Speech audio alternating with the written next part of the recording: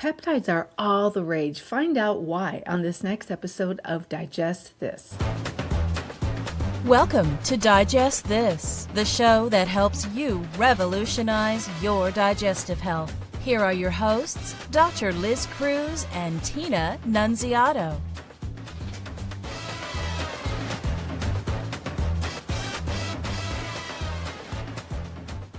Hello and welcome to Digest This. I'm Dr. Liz Cruz and I've got Tina Nunziato sitting right by my side if you are watching us. Thank you so much for being with us. We appreciate that you are on this journey with us. If you are one of our regular listeners, thank you. We love you.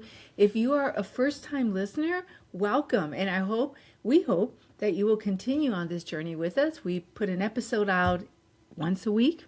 And speaking of that, this is our 550th episode. I can't believe it. It's awesome. We've been podcasting for over 10 years now. We have a whole library of episodes of just timeless information. And thank you for making this possible, because without you, without our listeners, what would be the point of making this podcast? Exactly. So let's talk about peptides. This is such a hot topic. It's definitely mainstream. I think that most, if not everyone, has heard about peptides. And even if you think you haven't heard about peptides, you have. Because one of the most common peptides that we have been using for decades is insulin. That is a peptide. Exactly. And so I think... Yes. So I would dare to say that everyone has heard about peptides, even if you didn't realize it. Right. Yeah, so what are peptides? What are peptides, Dr. Cruz? Peptides are just basically these short molecules of amino acids, so just like little bits of protein. And they actually act as signals for the cells. So they basically are like the instructions for the cells. They tell the cells what to do.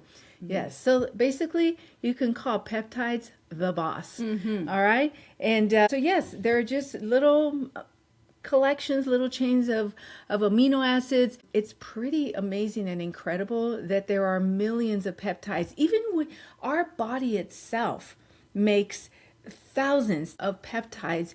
And it's just crazy that there could be that many different types of peptides. But these are the signals. These are the messengers, the instructions that our cells use to do what they need to do. So just as an example, some of the things that peptides communicate in the body is regulating growth, healing, having the cells heal, metabolism, inflammation, hormone release, and immune function. So these are just some of the things that these peptides are communicating throughout the body. Yeah, again, I think it's incredible. I can't stop but marvel at the wonder of the body and how our cells communicate and how things are communicated to our cells. So as I already mentioned early on, the human body in itself produces thousands of peptides for different functions. Scientists have discovered tens of thousands of peptides in the human body as well as in other organisms. And scientists have made or synthesized millions of peptides in the lab for research development purposes. So for practical purposes, the areas in which you will hear about peptides is number one, peptides that are FDA approved to be used for humans. Okay, and we mentioned insulin. That is probably, one of the most well-known peptide.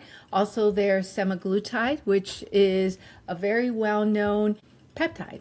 And it's being used for, it was made for diabetes. It's being used for weight loss. You may have heard of it as GLP, all right, the GLPs. So semaglutide, that's a peptide. And then there are peptides that are being compounded and made to be used in wellness clinics. And that's possibly an area where you've heard a lot of hype about peptides because it's become the big thing. Yeah. And whenever something like this comes into the industry and becomes really big, like a fad, you're going to have a ton of companies because, not just a fad, but that people are paying for the fad. I feel like the GLP-1s kind of kicked off this peptide mania. Yes. People are now willing to spend hundreds of dollars a month on these peptides for wellness purposes, not necessarily medically related purposes. But when that happens, you're going to see a ton of companies jumping into the the industry and starting to try to make all different peptides for all different things. This whole supply and demand. So you're going to see a ton of companies coming out. You're going to see a ton of marketing. You're going to see a ton of people out there, especially now in social media, making videos. So it's just become very, very popular because people are willing to spend money on, and typically these peptides are typically given by injection. Right. Yes. Exactly. So people are like, oh, if I can have, a clearer mind or get rid of my foggy brain or have more energy, if I can just inject Clear my myself. inflammation. Yeah, if I can just inject myself, then yes, give me, it's like instead of the pill, now it's give me the injection. Right. Right. So that's why I think it's become so big. Yeah. Yeah. And it's crazy, right? Because even people that typically would not even want a shot are like, oh, Yeah, if this okay. is going to help me in this way, it's going to help my sex drive. It's going to help, whatever, like the things that Tina just mentioned, why not? Right. And it is a very, very minuscule amount. It's so tiny that you hardly see it. And it's a very tiny needle that you use and you just, you inject it into you. Honestly, it actually is so amazing that this small, powerful thing, little peptide, could do so much in small quantities. Right. People may ask, are these effective? Are they helping?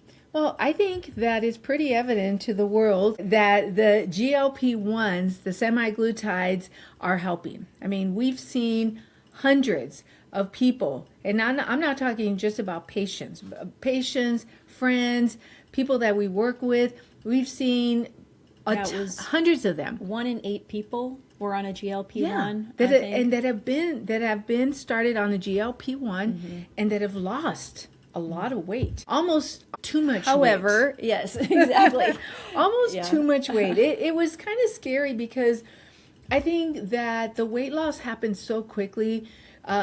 People were shocked that it happened that quickly, and it's almost like they weren't keeping up with it as far as their muscle mass, their protein levels. And so there is a lot of talk about that it has to be done in a very methodical way, because you have people that are looking emaciated and unhealthy.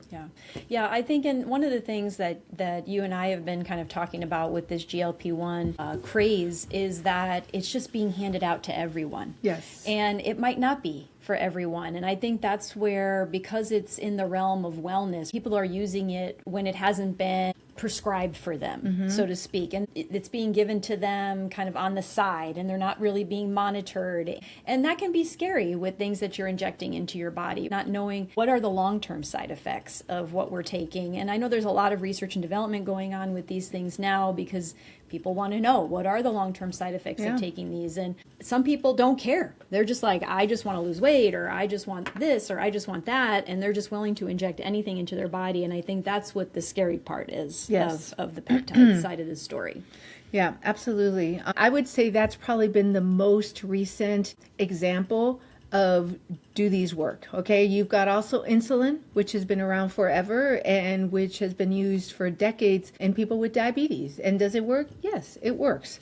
In patients that have poorly controlled diabetes, where they've tried pills and the pills haven't been able to get their blood sugars under control, then the next step is insulin to get those blood sugars under control, because you definitely don't want to be walking around with super high elevated blood sugars. It's dangerous. It's not good for the body. So there are a lot of peptides out there. Not all of them have been approved. In fact, most of them haven't been approved by the FDA. And so a lot of them are being sold on the black market. Are being sold in secret. I mean, look, wellness clinics all over the country are buying these peptides, and they're buying them from other companies that make them. I know that a lot of peptides are coming from China, okay, because I've heard a lot of people talk about, having bought or purchased peptides from China because it's easier for them to be able to get these, get their hands. They're cheaper. Apparently. So yes, they're out there. It's being endorsed or marketed as being used for different things. There's all sorts of peptides for all sorts of different indications. And I think it's too early to tell. I don't know what studies are out there yet as far as long-term effects, as far as positive effects, and as far as long-term adverse effects. Are there any adverse effects? I mean, at this point, It appears that these peptides don't really have a lot in the way of bad side effects. I mean, you could probably get a little reaction where you inject it. I think some people have reported having symptoms like nausea, diarrhea, fatigue, but in general, they appear to be well tolerated. I mean, basically what you're injecting in your body are little chains of protein. I mean, that's what you're putting in. However, because they are being mass produced by companies where these are not, perhaps that specific is not regulated, you don't really know about the potency and the purity of these peptides. So you do have to be careful if you're going to be on them. If you're going to go to a wellness clinic that is prescribing these, you want to make sure that they're getting these from a reputable source. Yeah, because I mean, I know the government right now is trying to regulate peptides, or at least a handful of peptides, that they could say, okay, these 5 to 10 peptides are safe if you want to try these peptides. These have been approved by the FDA. I mean, they're all in process of doing that right now, but they're not right now. These peptides are not. And so like what you were saying is these ones coming over from China, anywhere where you're getting them, you don't know. Are they clean? Right? How are they being made? What's in them? One of the things that I heard from a friend of ours when they were ordering them online is because they're not regulated right now, you're going to this website and you're choosing all the different peptides that you want to be shipped to you. But because it's not regulated and because this company can't technically sell these to you like that, you're adding them to your cart. But then at the end, you go to check out and it says you're buying a bag of dog food. Because for legal reasons, they can't say, oh, you're buying this peptide, you're buying that peptide on your list, right? So that can be scary. The fact that these companies kind of have to, not lie necessarily, but they kind of have to hide a little bit about what they're sending you. It should tell you right there that maybe this isn't the best time to be jumping on the bandwagon of something. I just thought about something also, is that we really focused on them being injected, but my understanding is that you can also get peptides orally or sublingual, or something that you can put in your mouth, and even in like pill form or capsule. I don't know a lot about that, but my understanding is that you're starting to get other forms in which it can be delivered. And I don't know how effective that is compared to getting an injection where it's going right into your tissue. Yeah, so I think the other thing too is that they can be very expensive for people. These are like, hundreds of dollars a month, to try these things. They're not covered by insurance for the most part. Obviously, if they're not FDA approved, they're not going to be covered by insurance. But there's a lot of people jumping on the bandwagon because they're hearing it's the magic, not the magic pill anymore, but the magic injection. And I think that's what a lot of people are looking for. Yes, and I will admit that I am one of those people. Should healthy people be on peptides? Well, we already mentioned about the fact that there are peptides out there that are used for managing obesity, managing diabetes, osteoporosis. I mean, those are probably some of the more popular indications where there are peptides that are FDA approved. But what about for healthy individuals that are looking for anti-aging, regenerative type, or just overall general wellness?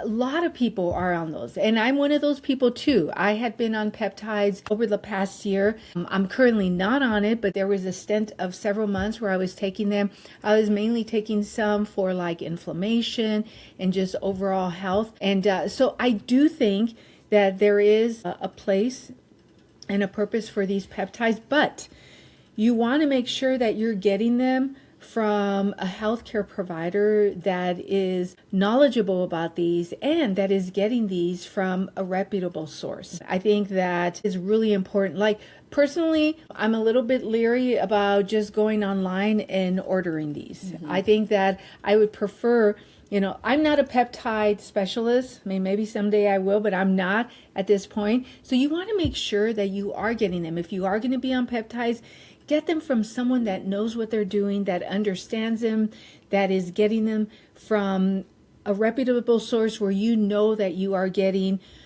pure product. And just out of curiosity, did you notice anything when you were on them? Did you notice a change? I did not how you were feeling? specifically notice anything because, I mean, overall, I was feeling well. The reason that I was put on them was because some of the testing showed overall like inflammation. And so a lot of the peptides that I was on were really targeting that inflammation. However, I did recently have some testing that did show improvement of that inflammation. So just going based on the testing did show improvement. So yes, I guess that they did work. But you're not on them long term. You No, took them for a no, I specific took period him of time for and then right. stopped. Took him for a specific period of time. I think I was on him for like several months, and then that's it. So, anyways, just make sure you're getting them from a reputable source. There are a ton of wellness clinics out there. A lot of them that specialize in the peptides and that are getting them from good sources. And I think that would be my recommendation to you if you are interested. If you want to jump on the bandwagon Exactly. before all the FDA approvals. Exactly. Yes. Yes. If you want to connect with us, if you want more information, we do have a connection with someone that is a specialist in peptides, and we could connect you with them. If you want to just connect with us and learn more about us, go to our website, drlizcruz.com. There's a magenta color button on the homepage. You can click that and schedule a free 30-minute wellness consult. If you have not rated us, please rate us and please give us a 5. It'll help other people just like you to find us faster. If you have not subscribed to the podcast, please subscribe so that you never miss an episode. And also, when you go to our website, you can sign up for our free newsletter. We put that out twice a month. A lot of great information.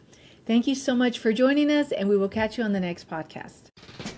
Thank you for joining Dr. Liz Cruz and Tina Nunziato. To learn more about their revolutionary products and services, go online to www.drlizcruz.com.